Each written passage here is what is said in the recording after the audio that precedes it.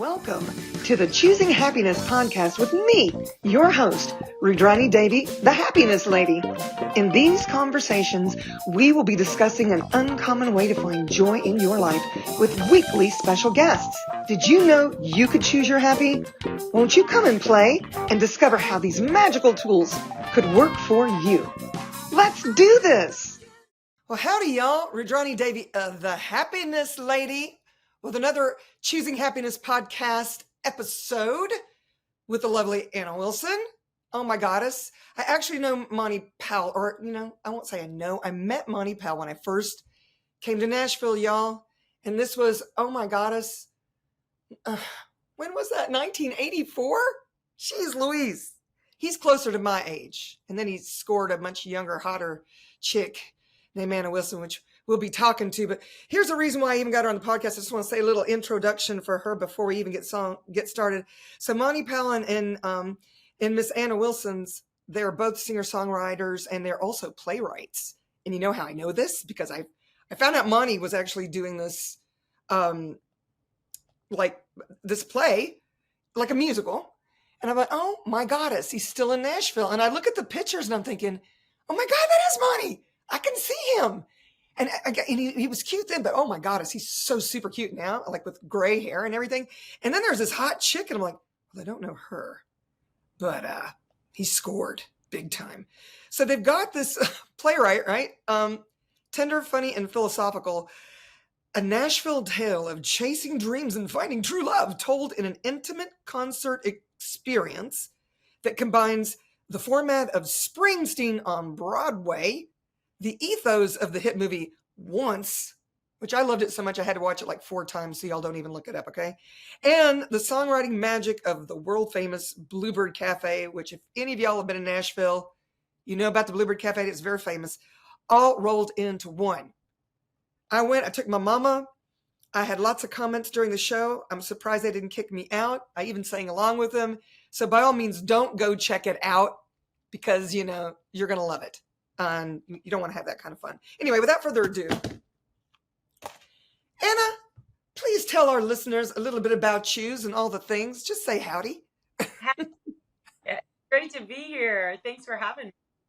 Oh my goddess. Thanks for agreeing to do this. We've been going at it. They got 10 more shows. So I wanted to get them on the podcast as quickly as possible to give you guys a chance that if you don't live in Nashville, that you can get your booties on over here and experience this amazing, oh my gosh, play, musical. Because the thing for me personally, I came to Nashville at a time when everything they were talking about was happening. So I knew who they were talking about. They had a screen behind them showing Nashville and all the things. And so first of all, tell the people a little bit about you. Because how you got to Nashville, Monty, singer-songwriting, because you weren't even going to be a singer-songwriter. You had planned on, was it sports? That's right. Yeah. I grew up. So the name of the musical is called North South Nashville. Okay. And it's really a new format because everyone's kind of like, what's a songwriter musical? And it's really kind of all those things you just described, Springsteen meets Once meets Bluebird. But it's a scripted show and about a girl from the North, me, from Philadelphia, Pennsylvania, meets a boy from the South, from Atlanta, Georgia area. And we both travel to Nashville in pursuit of our dream of songwriting and singing and wanting to pursue music and the music business and have our poetry heard, I guess you could say, in the form of song. And we ended up meeting in Nashville through songwriting. We wrote a song together and all that stuff. And one thing led to another. And of course, there was struggles and drama like all relationships have. And, it's not just an easy road to love. And a lot of that journey is written into the songs. And so we decided to create this musical to tell the story, because a lot of times friends would ask us, how'd you guys meet? And we're like, well, how much time do you have? It's like it's a 2 bottle of wine story if you really want to hear the good, bad, and the ugly, right? And they're like, we want to hear it. And every time we would tell it, they're like, we'd have to take like a restroom break. It's like, wait a minute, right back. Like we're hanging on every word. It was really kind of funny. And I was like, maybe we should write it down. And so when the pandemic came, we said, well, our tour was canceled for our latest record for Troubadour 77, which is our Americana duo. We had just made a record. We were going to go on tour. Everything got shut down. And so we're like, well, I guess this would be a great time to write the play that we've been wanting to write about our story. And so we did. And so we're really excited to bring it to the stage here in Nashville. It's pretty exciting. But to answer your question, I started out as a jock, with dreams going to the Barcelona Olympic Games for field hockey, which is a big prep sport up in the Northeast. Oh my goddess. Yeah. That's crazy. Big darn dang deal up there. And, was really well on the path. I mean, you know how you've got to be regimented and disciplined to do any sort of, well, really anything, but, especially like with an Olympic dream sport type of thing. And those dreams were crushed with a terrible knee injury that happened at the wrong time, or maybe at the right time. The right time. Yeah. Which I'm talking to you right now. All right. Play because, it was like a fork in the road. It was like, well, I'm either gonna recommit and like do everything that's going to be required to try to get me back on this thing, or I also was like at the same time hearing this other calling for like this musical dream and this thing that I really hadn't put a lot of time into. And I thought maybe this is the universe telling me you're supposed to do something different. And were you playing an instrument or anything at that time? Had you ever written a song? No, from being a jock? That was what I mean. I had always like had music in the house. My mom played the piano and I would sing to her show tunes and her song books and everything. She was like Edith Bunker, she would play from every night, and so music was always in the house. And I always knew that like I had a natural tendency to sing and I loved singing and it gave me such joy.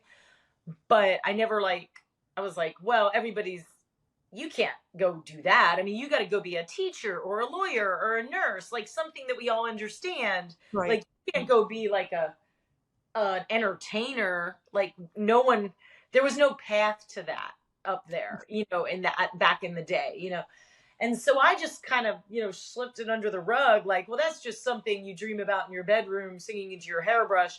People don't do that, And when I went to this Judd's concert, and again, we talk about all this in the play, like Naomi Judd and Winona Judd were talking about just the sort of magical world of Nashville and writing songs and what it's like. And I'm just like, and they made it sound like we were just like two hicks from Kentucky and we came to the Nashville and made it big time. And I'm like, well, oh my God, if they're down home and kind of came from the sticks and, they could do it. Well, why can't I, And so that started to open up this whole, dreaming bubble of, yeah, maybe I can do this. So I took the fork in the road. This is sort of a long answer. Sorry. Well, no, not at all. Not at all. I love this because it makes it more real. I mean, even with the Judd's piece, I was recording at Buzz Kaysen's studio. I don't know if you know Buzz. I know of, but I don't know him. Of him, and that's just down the road for a piece over here from me. And that's when I met the Judds, and they were in the very next studio right next door recording the demos. Brent Mayer. Yeah. Isn't that crazy? It is crazy. And so like I just took that fork in the road. Like it really was like a leap of faith. It was just like, well, leap and the net will appear, I hope. The one thing that I knew in my spirit that I had going for me was I knew that I could sing. Like it was like a natural, like this comes easy to me. This is clearly, I guess, a gift that I got lucky enough to have. Mm-hmm. And, I think it could see me through and get me to the other side. Yeah, you got to at least be able to sing, y'all, if you're going to Sure, make it in to be business. able, oh, sorry. No, I'm just saying you got to know that you've got to know that you can sing and acknowledge it if you're even going to dip one toe into this business because it ain't easy. You know? Right. Felt like I had that ace in the hole, so to speak, in terms like I know I can sing, but I really didn't play an instrument, and I really never really wrote a song and all this stuff. And so it all of that was had to be learned, had to be figured out, had to be explored. That was where the heavy lifting and the daily grind came in, Um, because the singing, I felt like I got that, but I don't want to just sing. I want to sing something that matters to me and that's important to me. So I better learn how to write songs and play an instrument so I can accompany myself. So Wow. And I guess you had you ever dabbled on your mother's piano? yeah, and I took lessons like Oh, here and then hated practicing and was like, this is like, yeah, my mom would play and she would like actually get through a whole song and stuff, and I'm just like, I can't do that. And of course I'm like 6 years old, right. frustrated as all get out. And so I kind of quit, because like this is too hard. And sports came easy to me, so I was like, oh, I'm gonna like go around and play basketball and da da da. And then I just kind of abandoned music because to me music was going to be like, I don't know, it was harder to practice music than to practice sports Hmm. as a kid because it felt very solo. And like sports to me was like, well, there's a team, there's other people, there's a group, there was interaction. And so I think I got more stimulated from that. So I Yeah. mean, I really laid down music till I was 17 years old. I mean, like 11 years, whatever that is. Didn't do anything except sing into my hairbrush Right. in the shower. And then when I went to that Judd's concert, I was like, oh my God, this is what I want to do. Huh. And I was like, told my mom I want to get a guitar. And one sort of pause in the story. When I was 6 years old, I actually wanted to play. I wanted to take guitar lessons. Oh, And my mom was like, no, you have to learn the piano first because that's the root of all instruments. She's like, and she was a piano player. So she was just like, only the piano, the piano, the piano. well, my mom's a piano teacher, so I get it. But I actually started playing violin when I was 3. Yeah. And then piano, well, because of Suzuki, you could start at any age. So if you can walk and eat, you can play violin. So then she got me started on piano when I was 5, and and I played until I was about 13, and could read notes and everything, but I didn't want to have to play piano and violin and banjo and Right. this. And she was a tough teacher, so I quit her. You said Yeah. you quit your mom. I quit my mom. I was like, you're too hard on me. You expect me to be better than everybody else, and I'm I not. bit of that going on, I think, too, when I took up she first of all, she really wanted me to do the piano instead of the guitar. So she's like, if you do the piano for a couple of years and it goes well, we'll get you a guitar. And I'm Oh, like, okay, all right, whatever. So and then what happened to you like kind of happened to me. Like every time I'd play a wrong note when I was practicing, right. she'd be in the kitchen like peeling the potatoes. Wrong, like it'd be like, mom, I'm just trying to practice. And I'm like this little kid. I know, I got girl. encouraged, and then I'm like, I don't want to learn any instrument. And then when I went to that Judd's concert and I saw Winona with her white guitar and rocking out, I'm like, yeah, that's what I wanted to do when I was 6 years old. And so I 17 and kind of could like stand up to my parents a little more. And I was like, I want a guitar. I want a guitar for Christmas. That's what I want. And so they got me a guitar I was a senior in high school, and they got me my guitar. And then I started taking very rudimentary guitar lessons for about, till I went off to college and just basically learned, the main chords, The 4 chords, y'all. If you start with the 4 chords, then you can play a few sevenths, and Yeah. eventually you'll get there. And that's so I could write some songs. And then when I went off to college, I started, meeting people who played guitar and played piano. And then oddly enough, good old mom, when I got to college, I went back to the piano. Huh. When she Uh, couldn't tell you were playing a wrong note, right? yes, yes, It's the yes. same way when I speak Italian. I can talk to my mom in Italian and we're in public, little things if we don't people to know what we's talking about. But she loves to correct my grammar, Oh, you know, right. conjugating the verbs, and she speaks Italian perfectly. There are different dialects. So it's Wow. like around other people, I will mess up. But if she's there, she will correct me. And I'm like, fuck. Oh, excuse me. You can No, curse in this show, by the way. But anyway, I'm like, stop it, mom. You're embarrassing me. Anyway, all that's the great. things. I'm an Italian girl too. Ah, We, giddy up. Oh, tu parlare italiano, sta niente. Do you speak Italian, any? I say one sentence that my grandma Anna taught me. Come stai questa mattina? That's Uh, all I. how are you this evening? You were named after her. I was named after her. Yes. That's beautiful. Wow. So here you are in college. Where'd you go to college? I went to Loyola College in Baltimore. Okay. Yeah. And you met other guitar players. And what are you pursuing in college? Were you pursuing music? No, because once again, not allowed. Like, had to get a real job.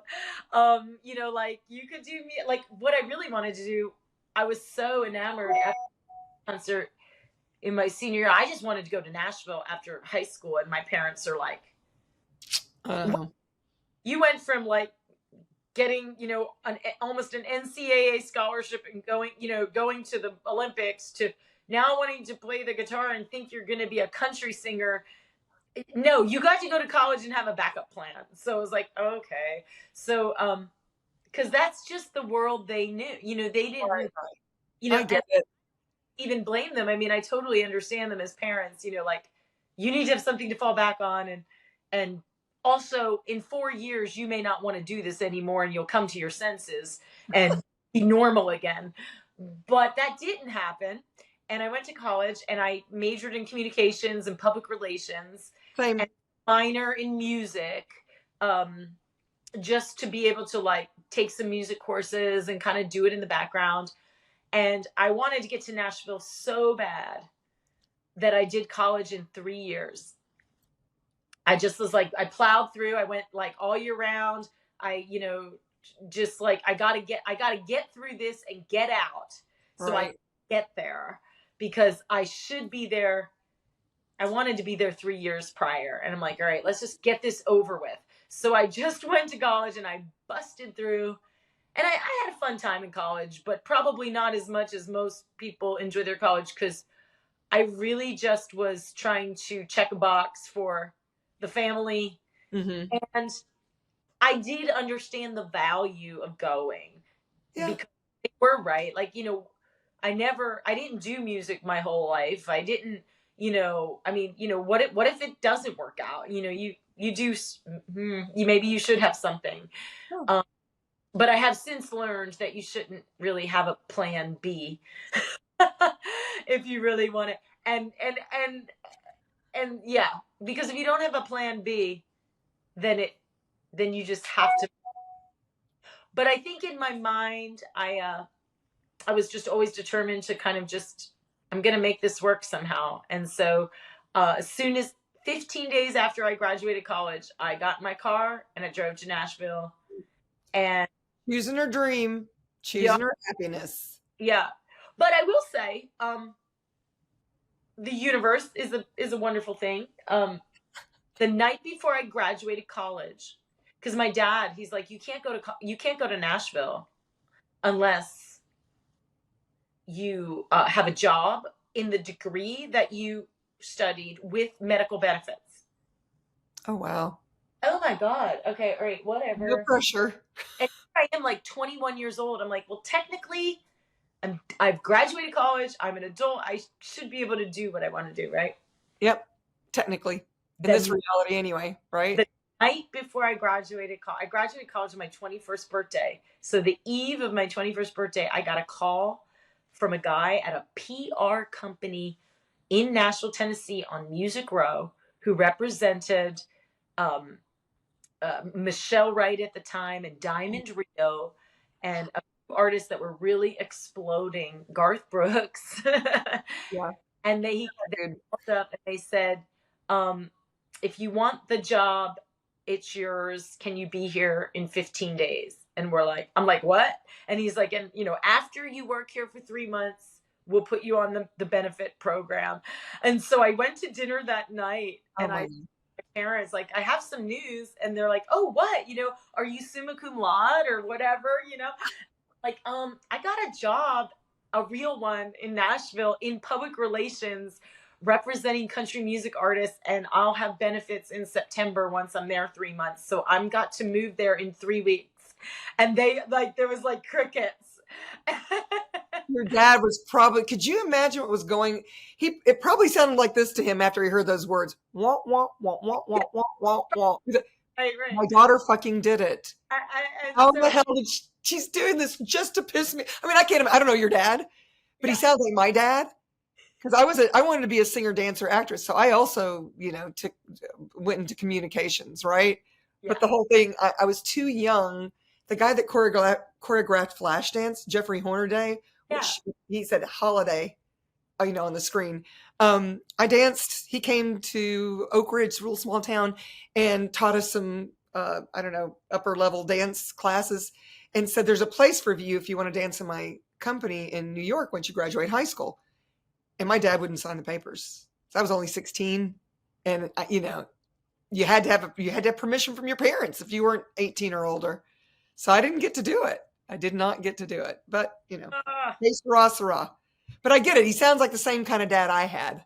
Yeah, I mean, dad, wanting a life that they understand for their child and their daughter. I get it, So, but thank God I listened to my inner voice and my muse, and came to Nashville and met the boy from the South, who was my soulmate and is my soulmate. And fast forward 30 years, and now we have this play, North South Nashville. It's amazing. I maybe tell them a little bit about Monty and his history. I mean, I met him at the Bluebird back in the day when Chuck Cannon and other singer-songwriters, nobody knew who they were, all this stuff, and we were all trying to make it, and I was doing the same thing, and then I ended up branching off because I auditioned for an all-girl rock band and got signed. The Paper Dolls, they were on Warner Brothers. Oh, We had a little EP, we toured, but it pulled me out of Nashville. I mean, I was still living here, but I lost all those contacts.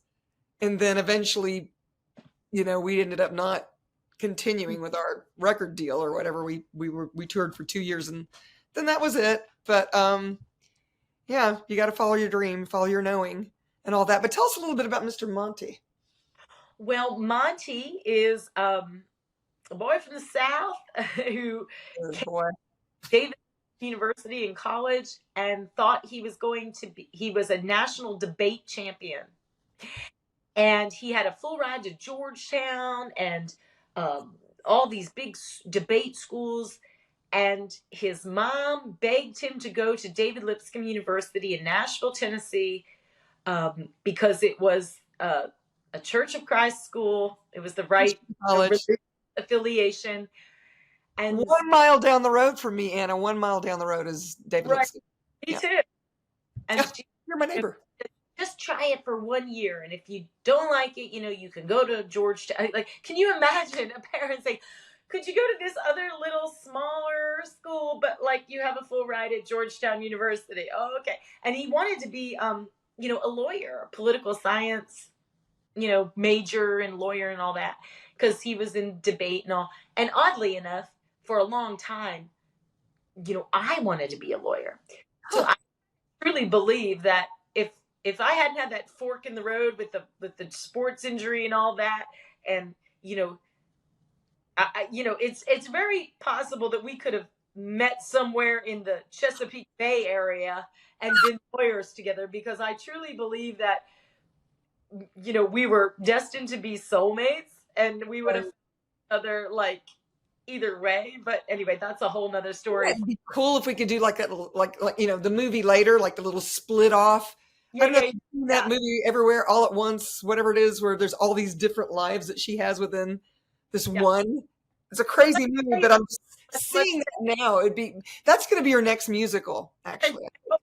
You I write a musical about the attorneys. Why not? I love I it. get this one first. But Right. anyway, he came to David Lipscomb University. He realized that there was a music business down the street. He's like, what? People write songs for a living?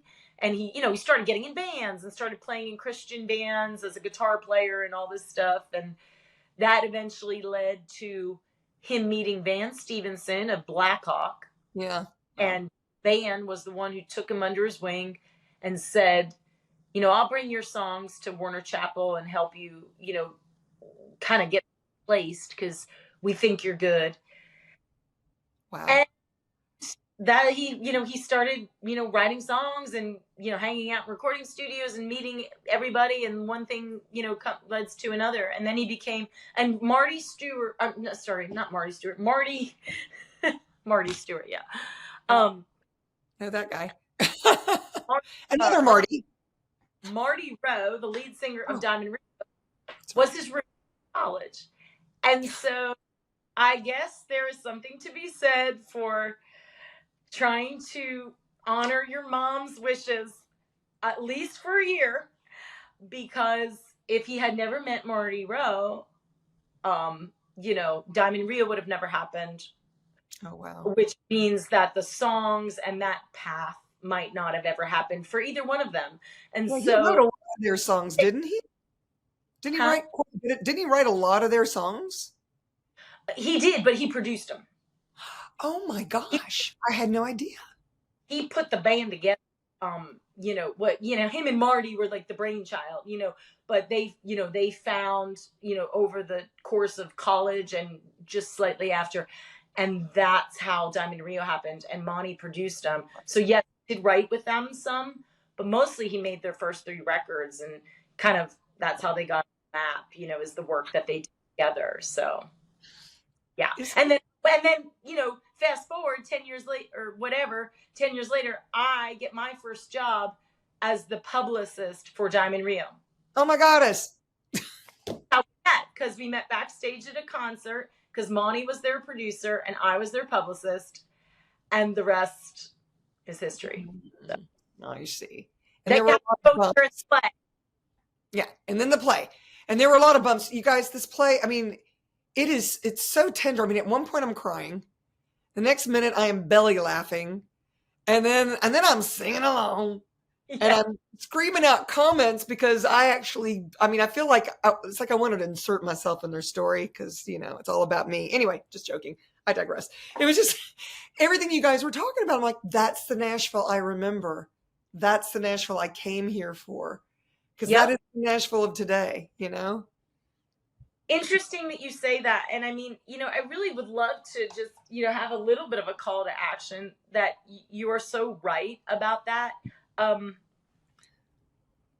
This musical will have extreme significance for an audience of dreamers who arrived here in the late 80s, early to mid 90s. Mm-hmm. So calling all you troubadours and dreamers and musicians and producers and managers and everyone out there, just even in the business that were here then, because we do talk a big chunk of time about that era, but it's a call to the people who were not there and are here now. Yeah. Because much like I wish that I had been born in 1948 and was 25 in 1972 and would have made the pilgrimage to Laurel Canyon. Yeah.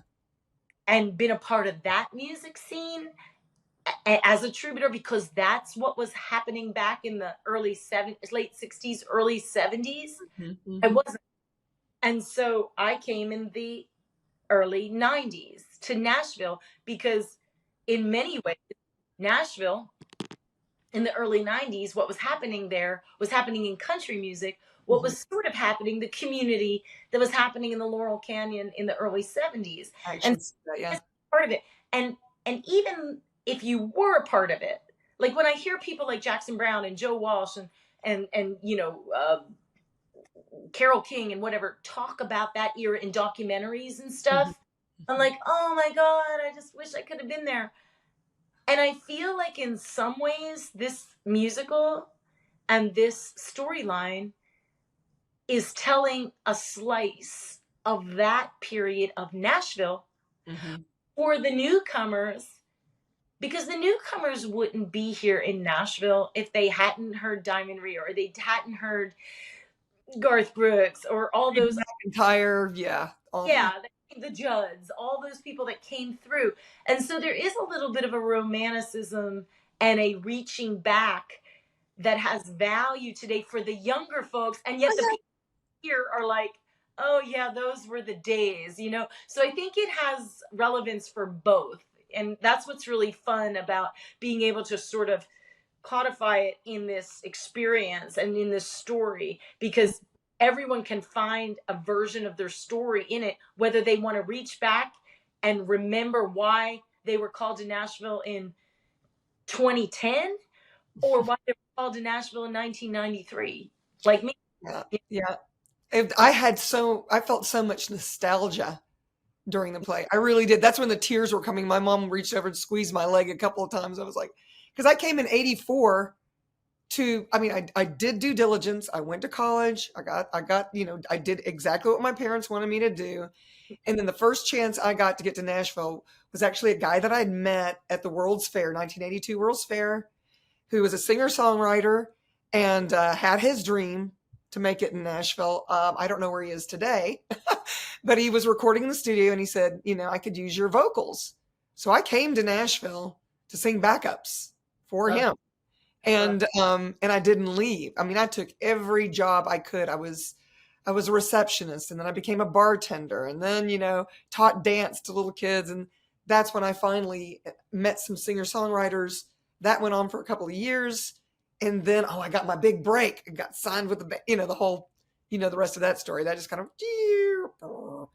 because I got tired of traveling around in a broken down van, with our sound system and sound guy with us on the same. It was like a bus converted into whatever. And, getting paid in bar food and just playing opening up for bands on the college circuit. And I was like, this isn't exactly what I had in mind, but I love what I'm doing today. So there you go. And I'm still singing. I'm still writing songs. I do a lot of backups and percussion for other bands. I spoon feed harmonies to people, things like that. Well, it's interesting because the theme of the whole theme of the play really is chasing dreams and finding true love. Yes, but chasing dreams, the one that you have in your mind and your heart that causes you to set out on that journey. Mm-hmm. The message of the play is that you often find a very different dream on the other side. You don't actually get the one that propelled you to make the leap. Mm-hmm. But it's very rare. I get it. The percentages are very small, but the whole message is that you find a different dream, maybe even a better dream. And for me, it's like, I wanted to be a big, huge country star, write songs, sing, play Madison Square Garden, travel around in a big black bus. And I talk about that in song and in soliloquies of this play. And you know what? That dream, I am 51 years old and I still want that dream. And it's not going to happen. It's not going to happen. Okay. And it never happened. It's not going to happen. And maybe in another lifetime, who knows? But look what you've accomplished. I made my but but I found a very different dream, maybe even a better dream, because I found true love. Yeah. I get to write songs. I'm starring in a play in Nashville, Tennessee that I wrote about myself, about my crazy, difficult journey,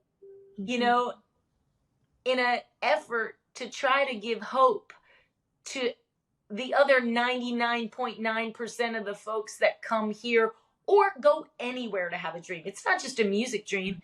You may want to be a doctor. You may want to be a electrical engineer, whatever your electrical engineer, whatever your dream is. Yeah.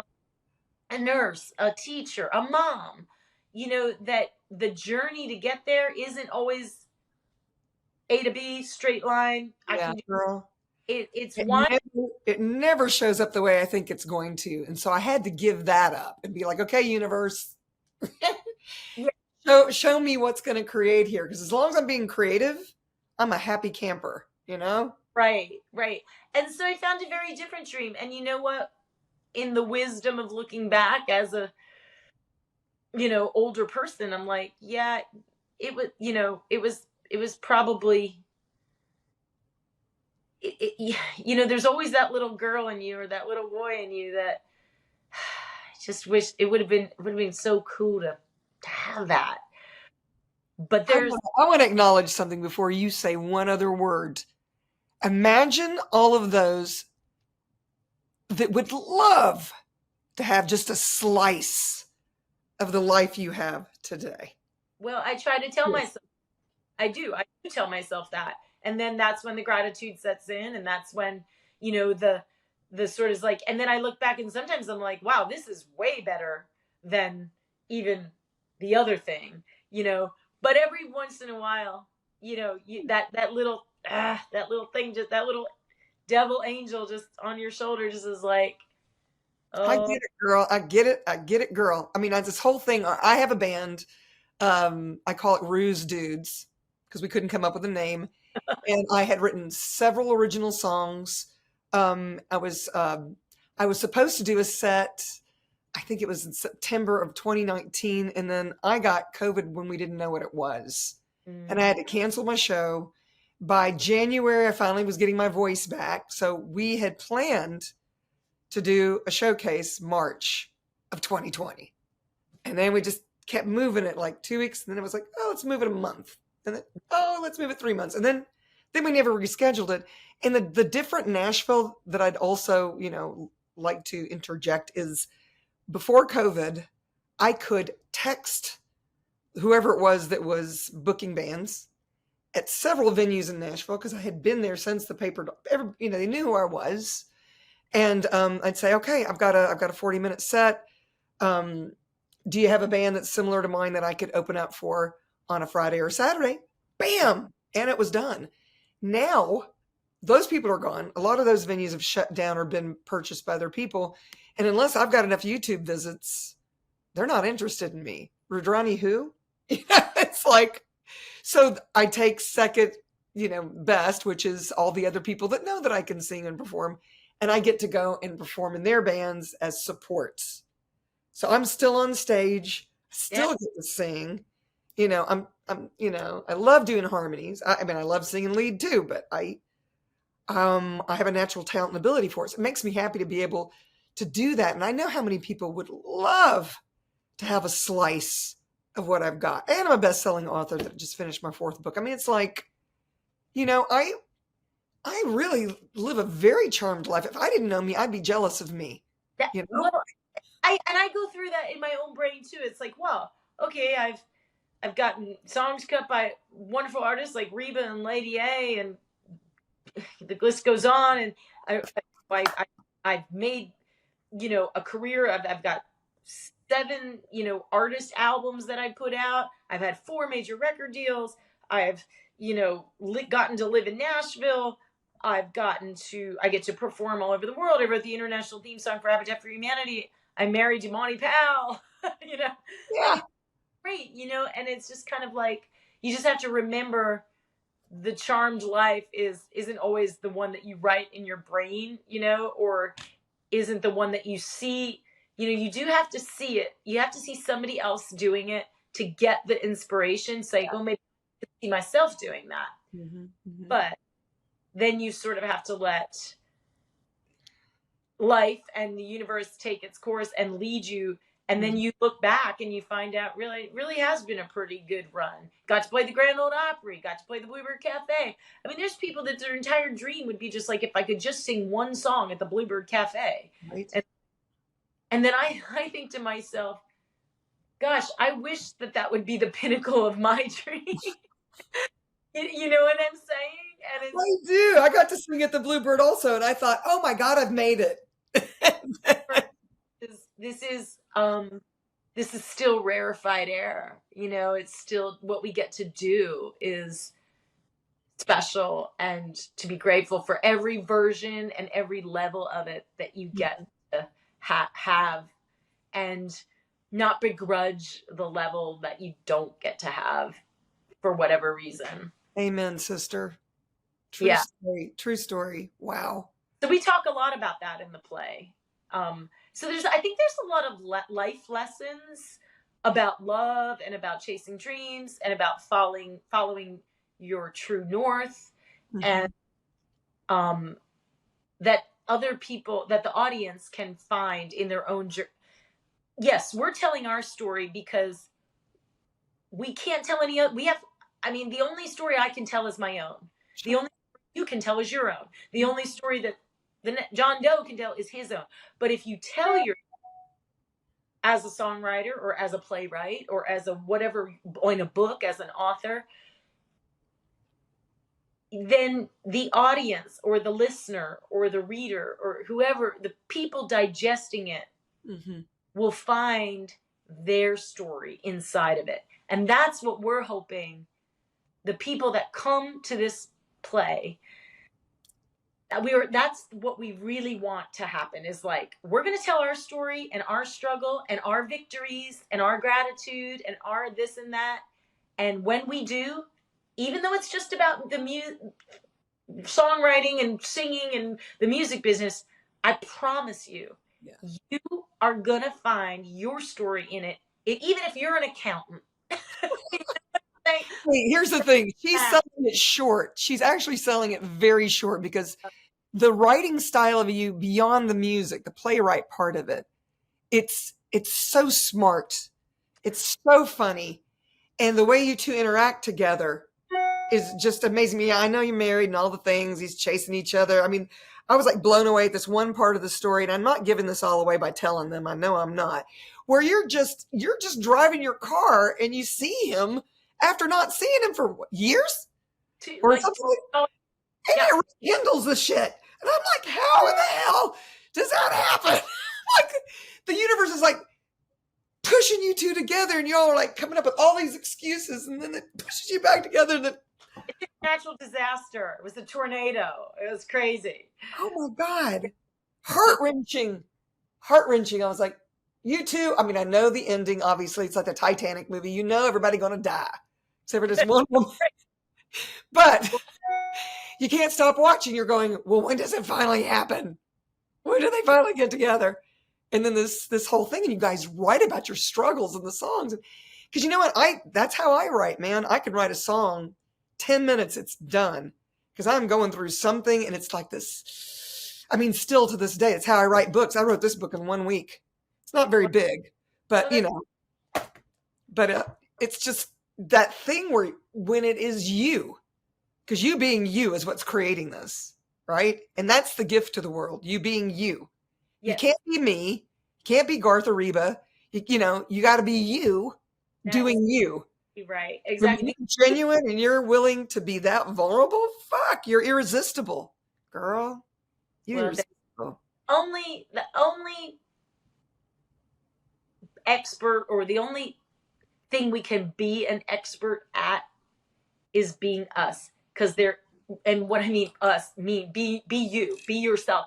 Because the only, like, no one else can be Rüdrani, no one else can be Monty, no one else can be me, no one else can be Reba, no one else can be Keith Urban. Only like those and that's what makes us all unique and special. And so there comes a point where you have to be wise enough to say, I have to stop trying to be like so and so, or having what they have, or wanting what they have, or doing what they do, and I have to do me,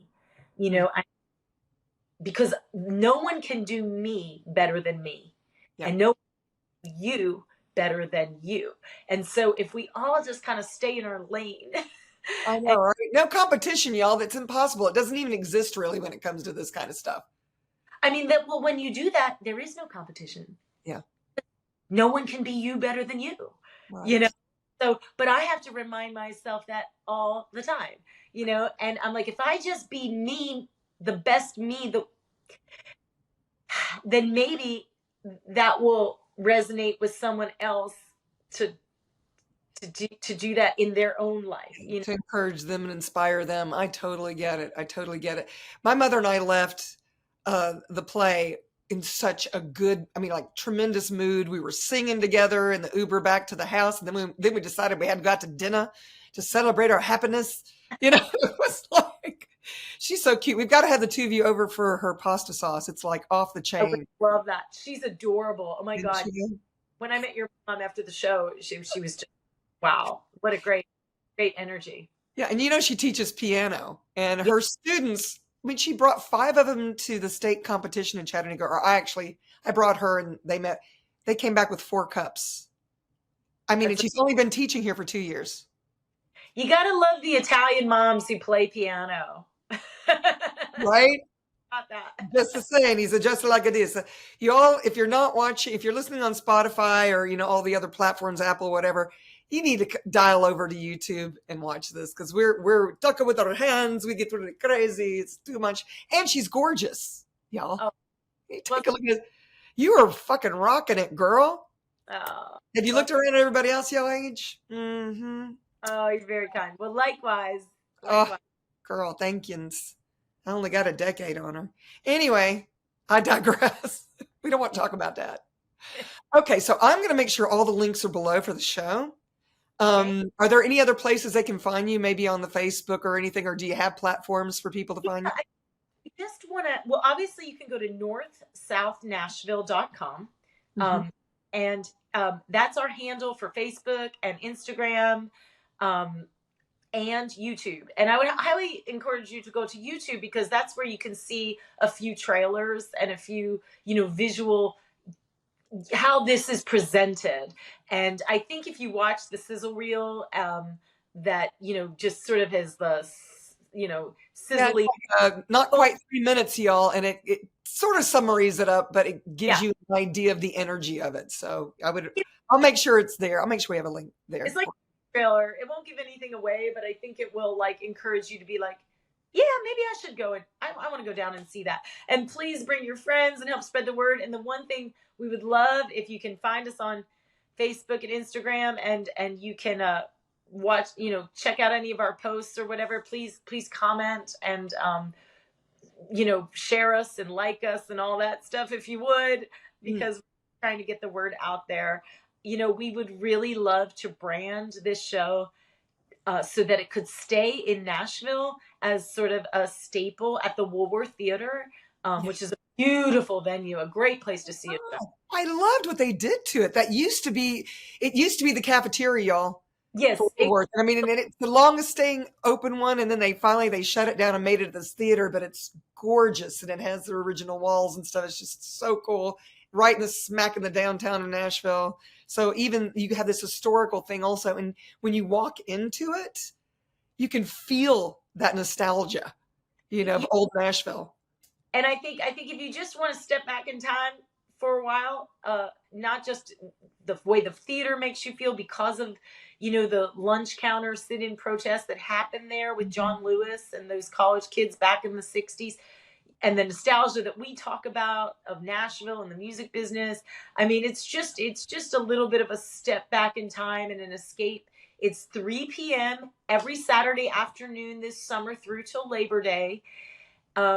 Except for July 1st. We are taking off the July 4th weekend, because we feel like everybody's going to be, out on their boats and picnicking and fireworking and all that. But every Saturday at 3 p.m., it's a great way to come in out of the heat. It's air conditioned. It's a 90-minute show. And hopefully... It's a fully stocked bar for those of you that, makes sense. Hopefully we'll have you laughing and singing and clapping along and feeling inspired and hopeful by the time it is all over. I love it. I love it. Well, okay. So this podcast is called the Choosing Happiness Podcast. So I have to ask you this one question before I let you go. Yes. Miss Anna Wilson. I'm ready. Here come. It's so big, so profound. How do you get your happy on, girl? What's Ooh, something you do just for you to get you happy on? to get my happy on. Look at it. She's having to think about it. Watch, no, I know what it is. I watch documentary films about my songwriting heroes of the 70s Laurel Canyon movement. That's how I get my happy on. Oh my gosh, you're gonna have to share some links with me. Oh my I God. want to see 'em. I mean, well, obviously the Eagles documentary is amazing. And there's, someone, Jackson Brown, Crosby, Stills, Nash and Young, Seen that one. Yep. Linda Ronstadt, just Have you seen 7 Steps from Stardom? Have I you seen did. that?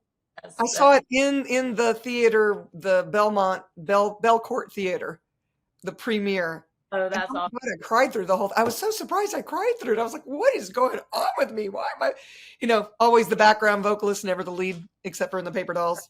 Something going on there. And recently, I mean, a lot of people watched. I watched that Daisy Jones and the Six. That sort of fictional thing, but that it's about what really kind of went on. And it's I just I get my happy because I'm kind of like, it's kind of like in a weird way. It's like, how Jackson Brown just writes all these sad songs.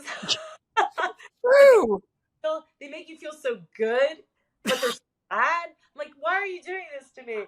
That's the first vinyl album I ever bought, was that very first album that he wrote. And I knew I wanted to be a singer-songwriter because of him and because of Billy Joel, believe it or not.